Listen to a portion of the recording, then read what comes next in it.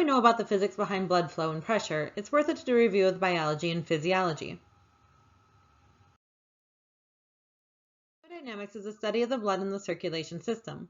The system starts at the heart at the left ventricle, which creates pressure, propelling blood into the aorta. The aorta becomes arteries, then arterioles, and then capillaries. The capillaries are the tiniest vessel, allowing for nutrients and waste exchange to occur. To return to the heart, the capillaries become venules, then veins, leading to the vena cava, where it returns to the heart. Both veins and arteries are made up of the same layers. The tunica intima is the innermost layer and made of epithelial cells. The tunica media is the middle layer and made up of muscle and elastic tissue. And the tunica adventitia is the outermost layer made up of connective tissue.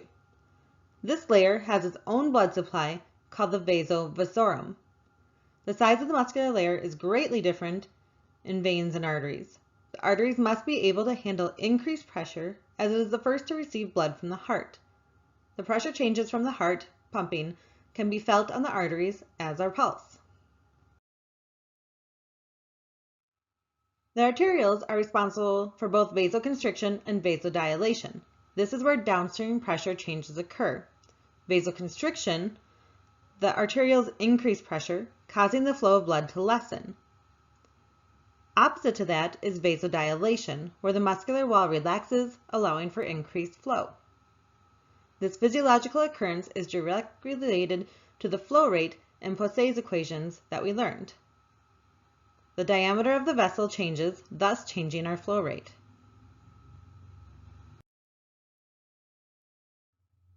The venous system holds about 2/3 of our total volume of blood in the body. The venous system has high capacitance, or the ability to hold a volume. The venous walls are very flexible. In a low pressure setting, the walls will collapse, but they are flexible and allow for expansion when pressure is high. When the body needs to return a large amount of blood to the heart, such as during exercise, the veins expand, thus lowering resistance and increasing diameter. These changes allow for the volume flow rate of the blood to increase, as we learned in Poiseuille's equation.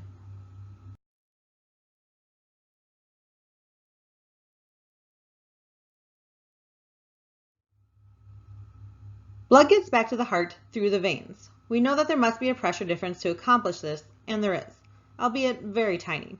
The venous system has about 15 millimeters of mercury, where the right atrium has about 8. This pressure difference and some other key mechanisms help return blood to the heart. The first mechanism is that veins contain valves. These valves close periodically to keep blood from flowing in the incorrect direction. The second mechanism is the calf muscle pump. As the calf muscles squeeze, the soleal sinuses, which are small vein cups that hold blood, are forcefully emptied of their blood, which propels the blood towards the heart. Lastly, the changes in respiration change pressure in the thoracic and abdominal cavities, changing the amount of blood that flows in from the veins. The respiration has a role in how blood flows back to the heart through the veins. When we inhale, the lungs expand and the diaphragm moves down. Inhalation causes decreased pressure in the thoracic cavity. The decreased pressure in the thoracic cavity means that there is increased pressure in the abdominal cavity. When the diaphragm moves down, pressure goes down.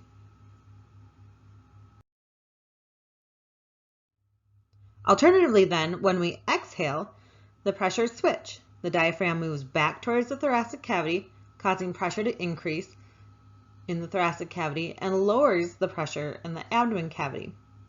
These changes in pressure affect how blood flows back to the heart from above and below the diaphragm.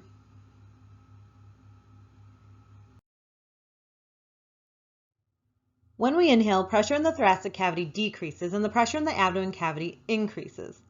This decrease in pressure in the thoracic cavity allows for blood return from the arms and the heads to happen more easily.